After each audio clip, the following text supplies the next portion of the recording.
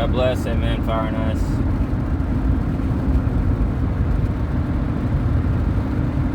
Fighting yourself or fighting ourselves. I don't know if you've ever had those dreams where you could see yourself in that dream and you were fighting yourself and your other side looked evil. Maybe even had like black eyes, or like it laughed at you, it didn't like you. It saw something in you that it didn't like, because this other half that I'm referring to is your dark half, your dark side. The dark man, or like, as Carl Jung put it, as Jordan Peterson would always quote, the shadow. The shadow self is like human nature, human darkness in itself. Jung would quote this in regards to the dark self, the dark side of humanity.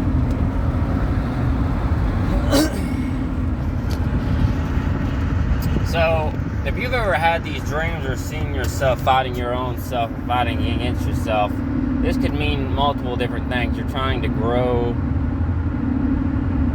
Your old self is trying to keep you stuck in your old ways, not trying to get you to put on the new ways, your new man, your new self. You know, as human beings, we all need to grow, even in our mindsets, especially in our mindsets. But so many people choose not to. And it's really a sad thing, but it could be like multiple different things why we don't grow, because it's unfamiliar. That's the thing. Go do things that are unfamiliar to you. You already know what you know, so go do the things that you don't know. Do something that is unfamiliar to, and that's what most people don't want to do. They're just too afraid. You know, in order to change and be different, you have to do something you've never done before. That's the thing, you know. Even with faith, well, what is faith? Is faith just belief, as everyone thinks it is, or is it more? Or is there actually like, is there no action that needs to be put into our faith? Is there no action that needs to be taken? Do we not need to put any action? Is there no action with growth? Growth obviously does have action. You know, I can explain it further, like even fruit in the Bible, as it refers to that. Fruit requires growth. In order to do that, you know, you have the new person you put on. The new person has growth. Christ saw something in you when he died. That's why he died, because he saw something in all of us. So, when you produce fruit in your walk, you have growth. Growth requires change. Growth requires determination. Sacrifice. Yes, sacrifice. It requires multiple different things.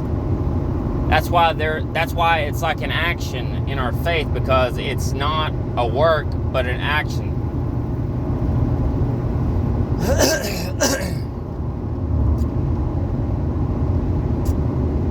Like, you know, think of plants. Like, don't plants require action to grow?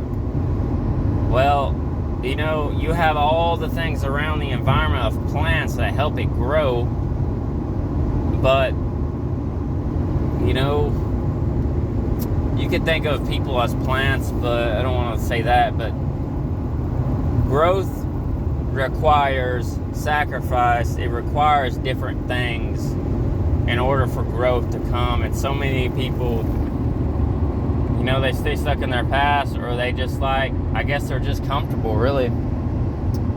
And I'm not really saying comfortability is a bad thing. I'm just saying that, why don't you want to grow? Like, ask yourself that. Why don't I want to grow? What's keeping me from my growth?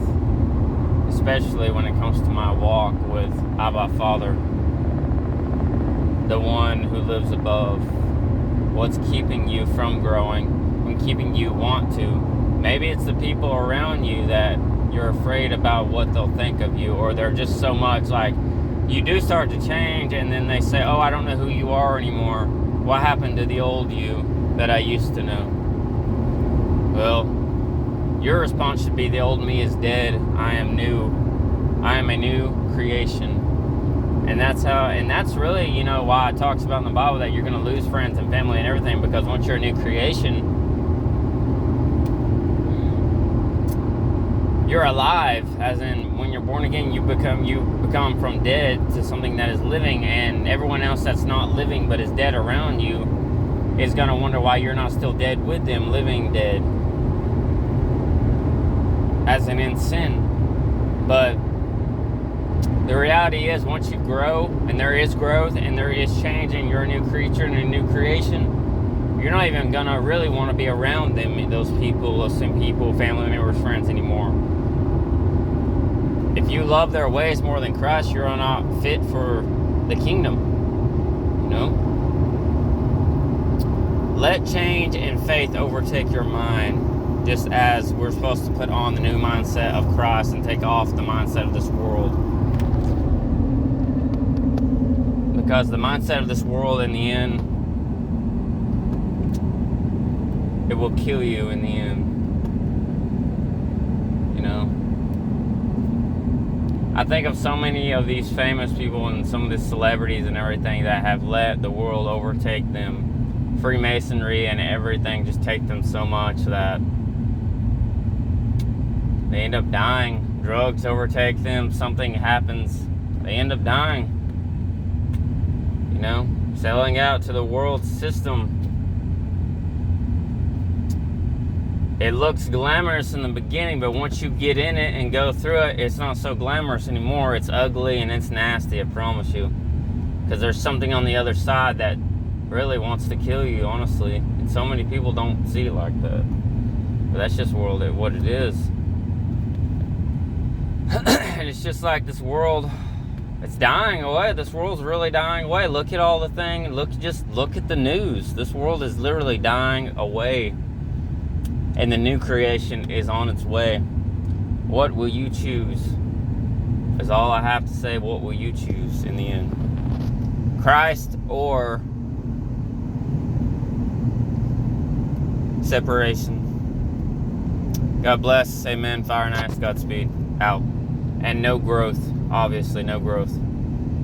Even as humans, no growth. So, God bless. Amen. Fire and ice. Godspeed. Out.